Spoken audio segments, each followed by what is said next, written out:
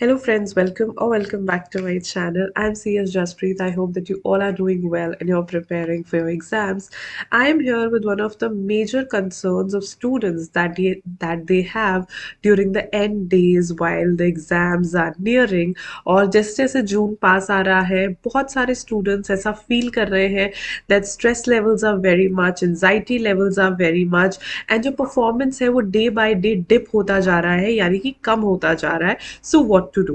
So let me tell you few things that you need to remember if you are also feeling the same way that will help you actually study well, prepare well and attempt your exams well, right? But before that, if you're new to my channel, please feel free to check the content I create and subscribe to my channel if you have not done it yet. And please excuse me for my throat. I'm still a little under the weather.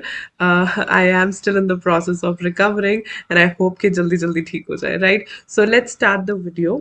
So exams जैसे जैसे पास आते हैं performance बच्चों का dip करने लग जाता है. I know it for a fact क्योंकि बहुत सारे बच्चे ऐसा कहते हैं that when we started it was very good but now we really can't cope up with the studies with the preparation. What to do? Let me tell you few things that you need to remember if you are also feeling the same. The first thing, whenever any of this thought comes in your mind, जब आपको ऐसा लगता है कि oh I am getting into the same zone that oh what am I going to do, the time is so less, at that point of time focus on your syllabus. Right, by saying syllabus I mean focus on your preparation, or if you're doing revision focus on your revision and not the time. Don't think about the time much, right? Of course, you should, back of the mind, you should always ascertain that how much time is left. But while you're preparing, or this time, it's very crucial, right? As much as you will focus on your syllabus, it will be good for you.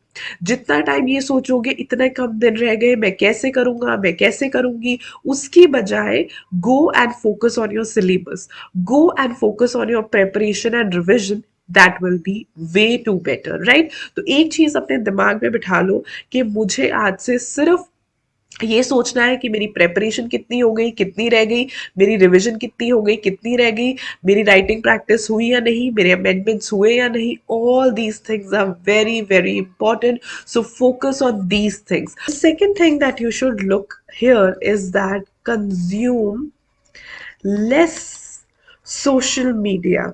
I know it's a very difficult task, especially nowadays. I see students get so much of help, so much of lectures from social media, so you can completely not curb it. But of course, अगर आप सिर्फ classes लेते हो या studies के related कुछ देखते हो तो अपना social media वहाँ पे भी limit करो, right? जो जो आपको लगता है study से related वो देखो और आगे चलो. It's not just you, it happens with us also, right? हम सबको ही ये problem आती है कि social media एक बार आप open कर लो उसके बाद time कहाँ चला जाता है पता नहीं चलता.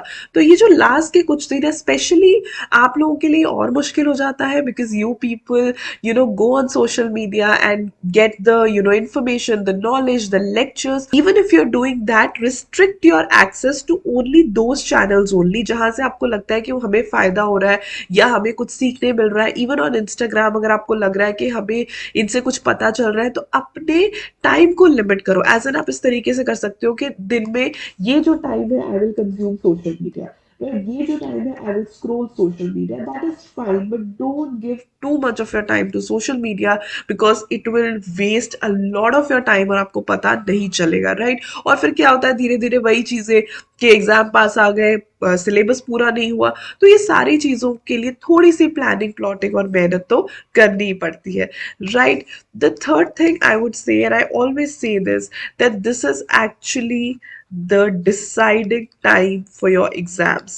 Trust me, you can either make it or break it.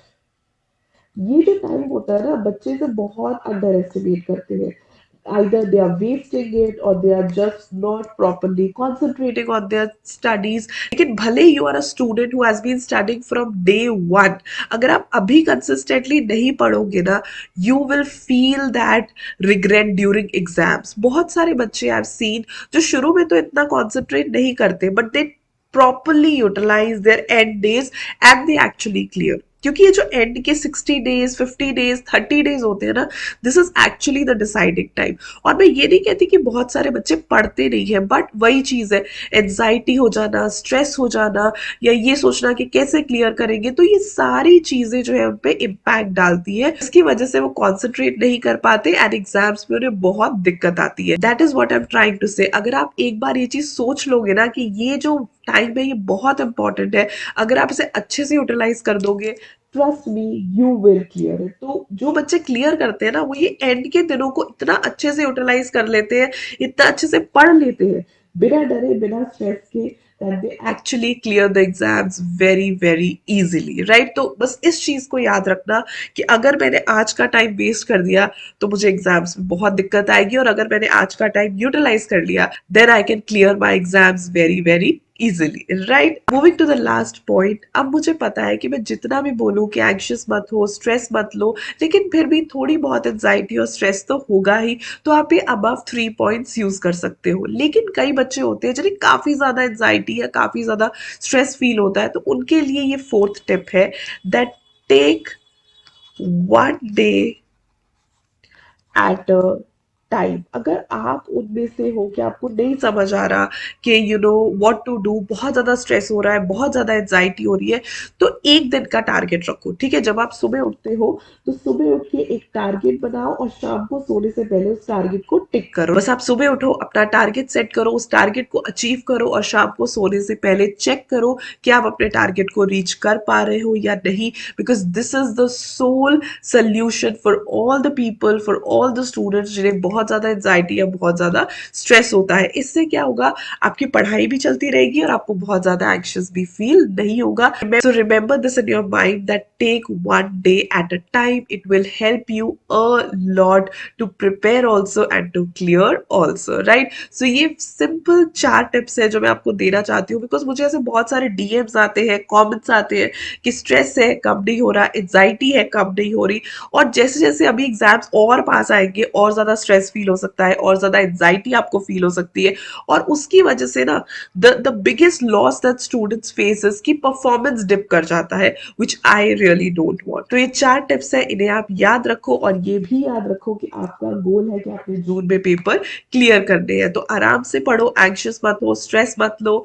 All the best from my side. I hope आपको ये वीडियो अच्छी लगी हो तो लाइक कर देना। Do follow me on my Instagram as well. My Instagram ID is CS Jaspreet Thanjal. I post a lot of motivational content over there as well, so make sure you go and check it as well. I'll see you super soon in my next video. Till then, stay happy, stay blessed, and keep the preparations on. Bye bye.